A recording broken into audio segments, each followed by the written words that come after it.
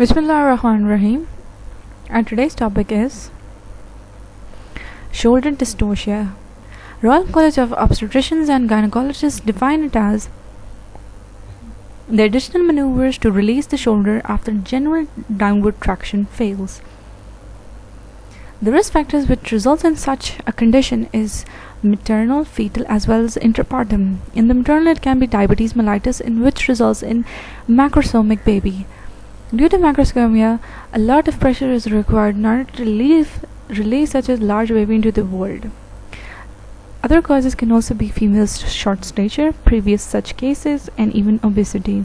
In the fetal causes, it can be macrosomia, which again is resulted due to diabetic mother, as well as post-maturity, in which the fetus weak are more than 40. In intrapartum cases, the first long stage of labor, if it is being prolonged, in which the cervical dilatation is slowly growing, and hence it can also result in shoulder dystocia. Second stage of labor is when the maternal active pushing is being slowed, or the contractions number have been decreased. It can also be due to instrumental delivery or induction of labor by oxytocins.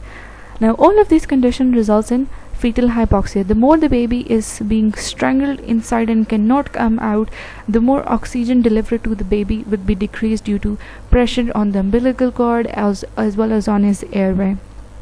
Other problems that can occur in the fetus is fetal trauma that can be either due to compression of the umbilical cord, which results in cerebral hypoxia within 5 minutes, and by the pulling of the neck of the baby in order to deliver, it can result in disruption of the brachial plexus, which can result in a hand deformity, which is also known as Erb's palsy. In the mother, other problem the problems that caused are perineal tears. This can go up to as serious as 3rd or 4th degree.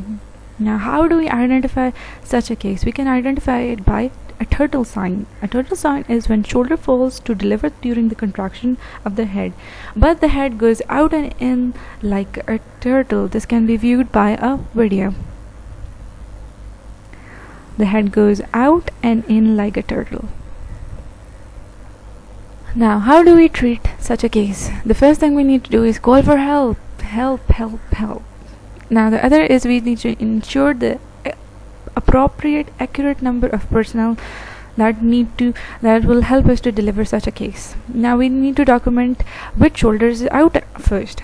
Now the next thing is we need to drop the level of the bed to flatten the woman's back and assess if episiotomy is needed. Another maneuver that can also help in delivering of the baby is McRoberts maneuver. In this maneuver, mother's legs are abducted. Now what does this help? This helps in relieving the suprapubic pubic symphysis over the baby's neck, similarly due to which the baby can be easily delivered.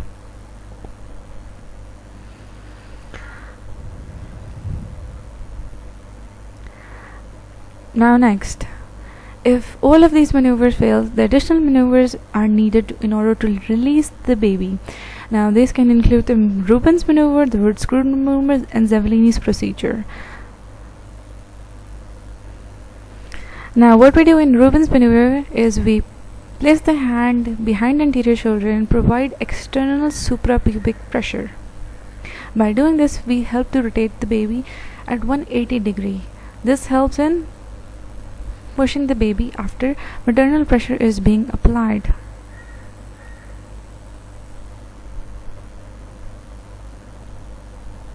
Now, repeating it again, this consists of inserting the finger of one hand vaginally behind the posterior aspect of the anterior shoulder and rotating the shoulder towards the fetal chest.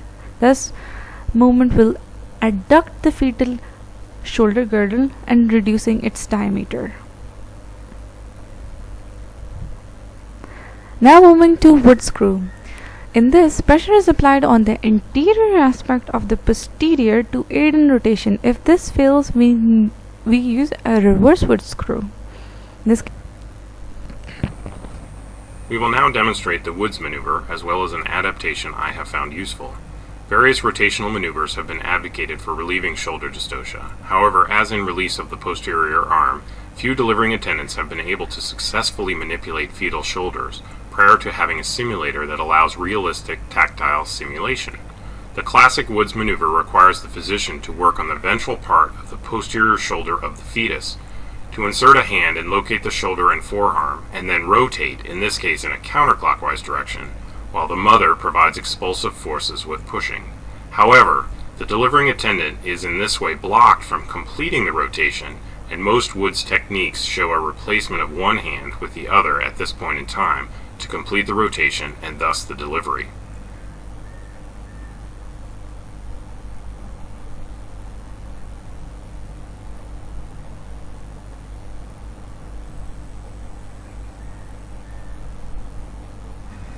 In my adaptation of the Woods maneuver, we simply use the right hand the entire time.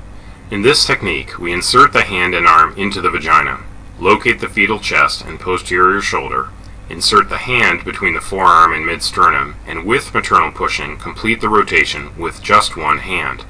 This method allows more force to be exerted and results in a complete supination maneuver with easier rotation and obviates the need to replace the hand a second time in the mother's vagina, as in classic Woods description.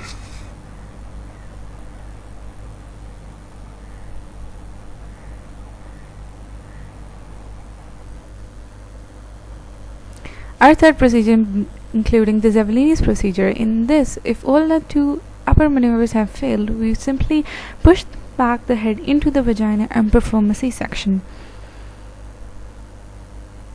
Next includes the destructive procedures such as symphysiotomy or fracture of the clavicle of the fetus.